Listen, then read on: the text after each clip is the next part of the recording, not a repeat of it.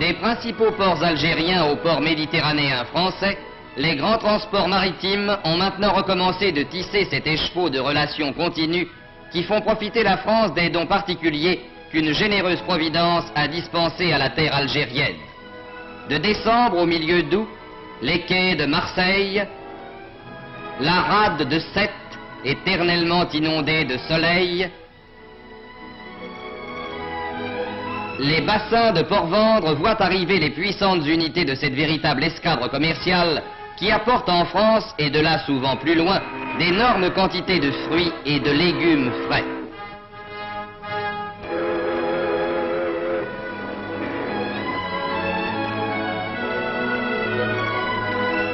Ce sont de beaux navires dont les noms parlent de ciel bleu, de soleil, de terre riche, de paysages variés, différents de ceux de l'Europe.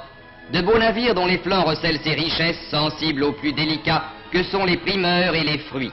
Des primeurs et des fruits venant du pays lointain qui les produit grâce à un climat généreux, au labeur acharné de tous ses fils et dont la vocation est de les produire et de les exporter à une époque où d'autres pays moins favorisés en sont privés. Car alors que l'hiver sévit encore sous le ciel européen, l'Algérie récolte à profusion pommes de terre, carottes, artichauts, pois, haricots verts, tomates. Lorsqu'en France, les vergers fleurissent à peine, les courriers d'Algérie transportent des cerises et des abricots que le soleil a fait mûrir en avance et qui sont en Europe les annonciateurs du printemps. Et quand la neige et le verglas recouvrent les campagnes européennes, les oranges, les mandarines, les clémentines et les citrons, les figues sèches et les dattes au goût de miel mettent sur les tables par leurs brillantes couleurs un rayon de soleil. Citons quelques chiffres. Au cours de l'automne et de l'hiver 47-48, l'Algérie a exporté 900 000 quintaux d'agrumes, 200 000 quintaux de dattes, 370 000 quintaux de figues sèches. Au cours de l'année tout entière, plus de 2 millions de quintaux de fruits et de légumes frais. Pendant le seul printemps de 1948, 700 000 quintaux de pommes de terre nouvelles apportées d'Algérie ont été déchargés par les palans des ports français et britanniques. À point important s'il en est, apporté au ravitaillement des populations privées à ces époques de légumes et de fruits. Intervention d'une valeur plus importante encore dans la nourriture des enfants, qui peuvent trouver en plein hiver, dans la friandise éblouissante d'une orange ou d'une mandarine, les vitamines indispensables qui les protègent des maladies et assurent leur développement harmonieux. Mais au temps où nous vivons, le courrier maritime n'est qu'un lent marcheur lourdement chargé. L'avion possède d'autres mérites qui passent dans les mots rapidité, vitesse. Et dans l'air, les courriers d'Algérie tracent un autre réseau dont les fils s'étendent aujourd'hui jusqu'aux capitales du Nord. Chaque jour, les aéroports, ces grandes gares aériennes des villes d'Europe, peuvent voir se poser les cargos de l'air qui, sans secousse et sans heurts, apportent en quelques heures les primeurs et les fruits récoltés la veille. C'est que l'avion est le transporteur idéal des produits de qualité dont l'Algérie peut se targuer d'être la grande productrice. Les conditions de fraîcheur, de stabilité, de transport rapide et parfait sont par l'avion garanties. Sans délai, fruits et primeurs peuvent passer du centre de production algérien au centre de consommation européen. Et les tables d'outre-mer peuvent se couvrir, comme dans les légendes, de fruits et de primeurs qu'on vient de cueillir au jardin, bien que le jardin soit à plus de 2000 kilomètres.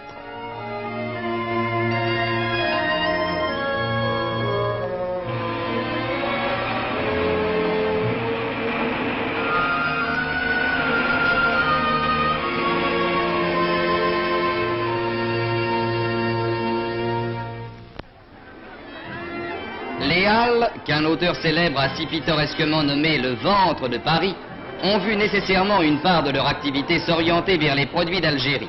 Paris mange beaucoup et Paris aime bien manger. C'est pourquoi on y voit apparaître l'apport, chaque année plus important, des vergers et des cultures algériennes.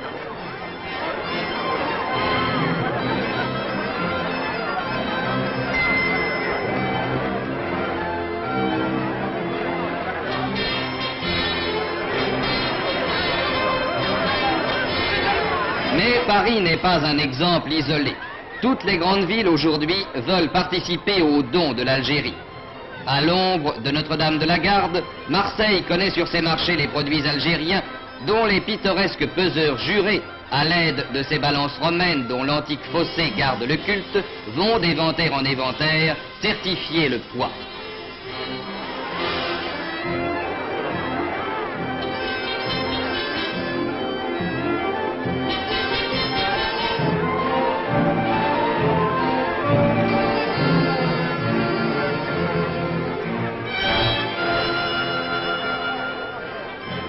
l'ombre de l'église de Fourvière, Lyon aussi, voit se répandre sur ses marchés, aristocratiques ou populaires, les plantureuses richesses de la terre algérienne.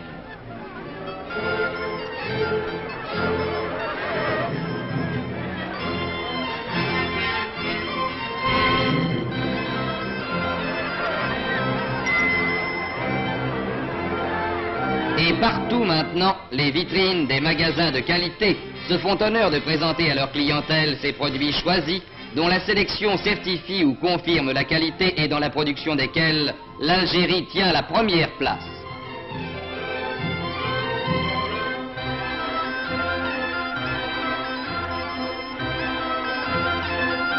À ces détails riches de couleurs qui ajoutent au spectacle de la rue dans les grandes villes, s'en ajoutent d'autres plus familiers et plus sensibles. Le don de l'Algérie, c'est aussi cette scène classique des jardins publics, c'est aussi cette orange dans une petite main, cette joie dans les yeux d'un enfant.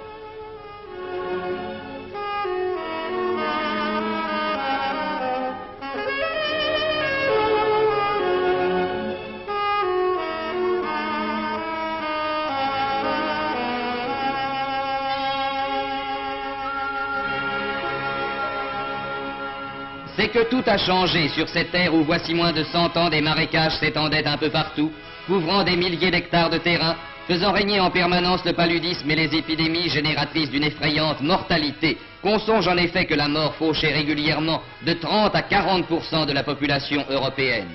L'Algérie, pouvait-on penser, devait rester en grande partie inculte et sauvage. On comptait sans l'effort français. À force de volonté, d'ingéniosité, de courage et de sacrifice, les marais ont pu être asséchés, les rivières endiguées et d'immenses espaces rendus aux cultures et à la production.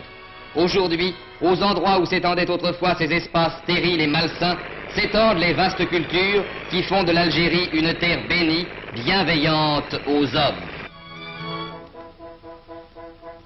Mais dans ce pays, l'eau est rare et par conséquent précieuse.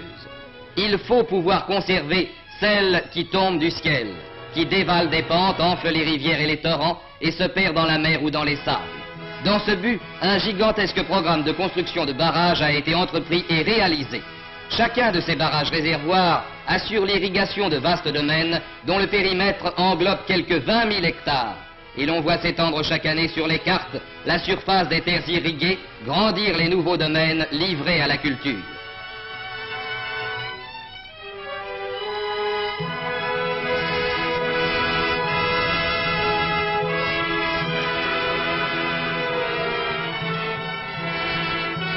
Derrière les constructions cyclopéennes de cet ensemble considérable, dont le modernisme et l'importance confèrent à l'Algérie l'une des premières places dans le domaine de l'équipement hydraulique, l'eau des torrents peut s'accumuler pendant la saison des pluies pour être réservée et employée à bon escient au temps de la sécheresse. Un système étendu de conduites de toute taille, allant du large canal à la simple rigole d'irrigation, s'étend et se diversifie dans le périmètre d'action du barrage pour assurer la fertilité des terres. Ainsi, dans ces plaines fertiles, dans ces vignes immenses, l'Algérie recueille-t-elle aujourd'hui les fruits des efforts prodigieux de tous ses fils, venus de la métropole ou nés dans ce pays, qui communient dans le labeur fécond et l'activité créatrice. Mais à côté de ces immenses domaines, voués à des productions de base, l'Algérie devait bientôt s'apercevoir que son sol lui assurait d'autres gages de succès. Sa fertilité et les particularités du climat lui promettaient d'autres destins que ceux d'une Beauce ou d'un Languedoc, terre vouée aux cultures industrielles du blé ou de la vigne. L'Algérie, elle, pouvait se diriger vers la qualité. Et la vendange n'est pas seulement ici la cueillette brutale des grains destinés au pressoir, mais le ramassage plus délicat des chasselas qui peuvent rivaliser avec ceux des treilles les plus célèbres. Et généreuse terre d'Algérie, qui présente toute une gamme de fruits, depuis les grappes vermeilles ou rubicondes d'un nouveau canam et les oranges qui mettent leur tache d'or dans le feuillage vert des arbres qui les portent, jusqu'aux bibas ou nèfles du Japon, à la pulpe juteuse et parfumée, fille du soleil importée de l'Extrême-Orient.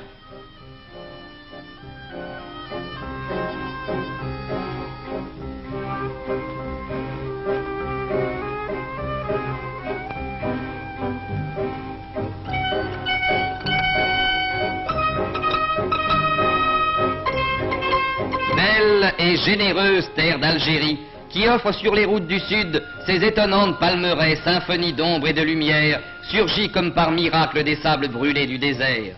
Comme les colonnes d'un temple gigantesque aux innombrables nefs, les dattiers lancent vers le ciel leurs troncs hiératiques et semblent offrir au soleil, en témoignage de reconnaissance, pour la vie ardente qu'il leur donne, les régimes de fruits sucrés qu'ils portent, dont l'abondance fait la richesse et la joie des populations. Qui goûte aux dattes, sent sourdre en lui impétueux et tenace le désir de connaître les oasis ensoleillées qui retentissent sans fin du murmure de l'eau fraîche courant dans les séguias. Belle et généreuse terre d'Algérie, qui offre au sortir de l'hiver les cerises écarlates des étés d'Europe.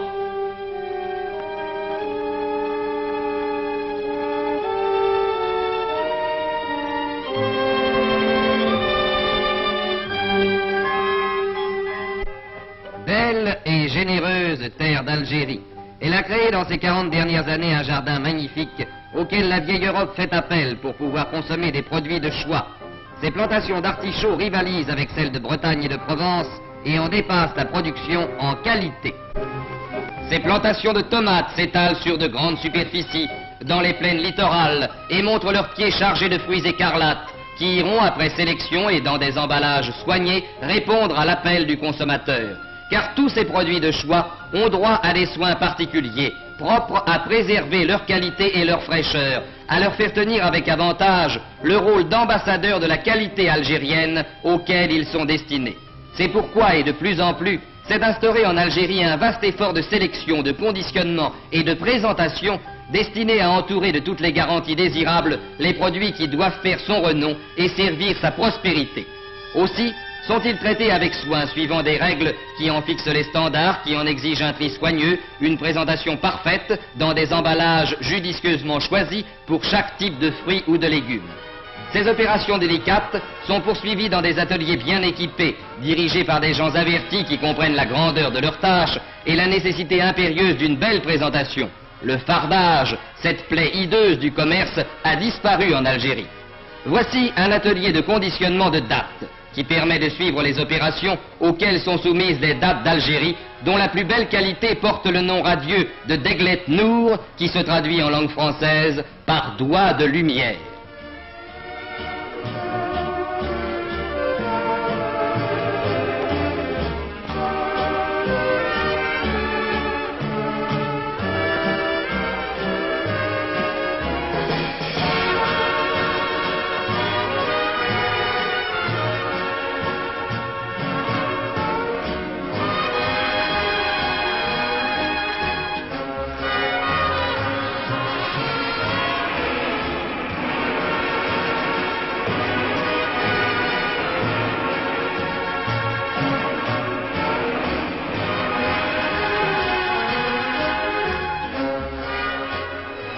Voici pareillement des ateliers où sont traités les oranges, les mandarines, les clémentines, lavées, séchées, brossées, calibrées mécaniquement, triées et emballées avec soin dans des caisses ou des cajots.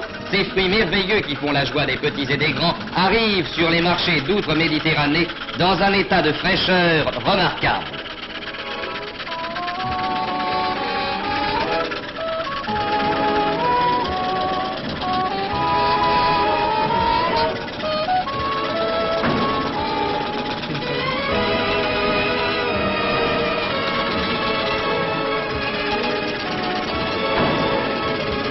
Les autres fruits, nèfles, cerises, abricots, prunes, raisins, chasselas, sont traités avec les mêmes soins, avec, peut-on dire, le même amour, avec le désir ardent qu'ils arrivent à destination en parfait état pour la délectation du consommateur lointain auquel ils sont destinés.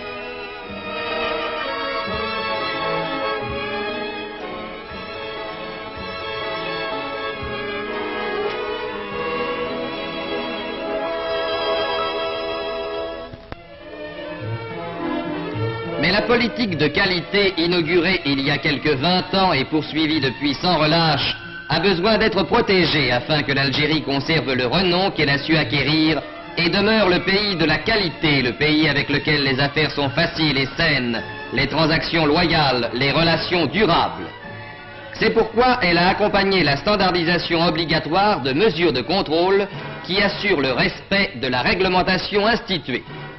Ces mesures de contrôle entrent dans les attributions des fonctionnaires de l'Office algérien d'action économique et touristique, plus connu sous le nom d'OFALAC, et qui est placé sous la haute autorité du gouverneur général de l'Algérie.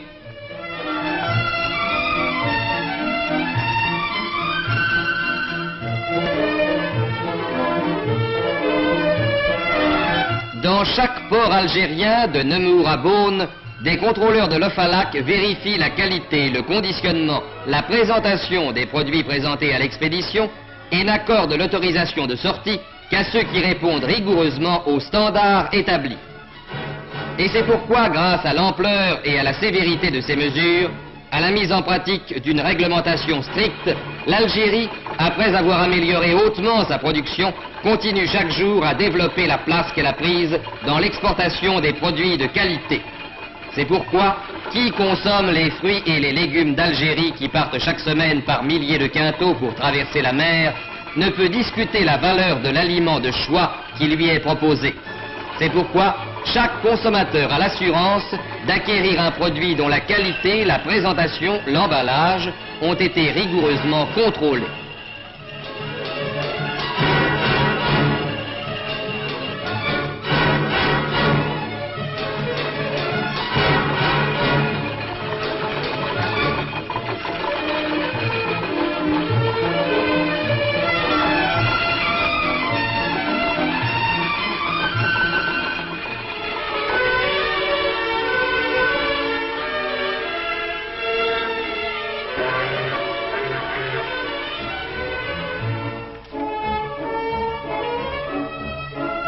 L'innovation de l'envoi par avion n'a fait qu'amplifier et développer le système de contrôle établi dans les ports. Chaque aérodrome, comme chaque port, a ses contrôleurs vigilants dont les sondages décident de l'arrêt d'une expédition entière. Risque énorme que ne peut courir qu'un expéditeur peu consciencieux. Risque énorme, toujours suspendu, qui garantit au consommateur lointain la qualité du produit qu'il achète et conserve à l'Algérie l'attachement de ses clients d'outre-mer.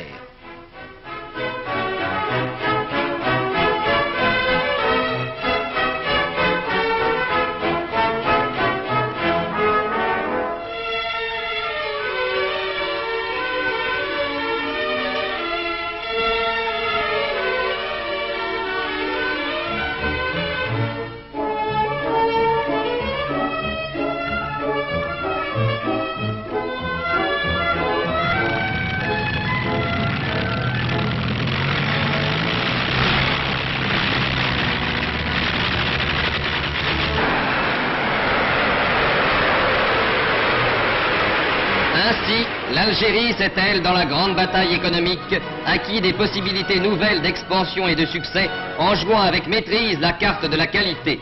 Et le plus bel éloge qu'elle convoite est celui qui se traduirait devant un beau fruit par une phrase toute simple et qui viendrait inconsciemment aux lèvres, une petite phrase toute simple qui serait « c'est un produit d'Algérie ». Cette petite phrase est en train de s'imposer parce que par la volonté et les efforts de tous ses fils, l'Algérie est vraiment devenue le pays de la qualité.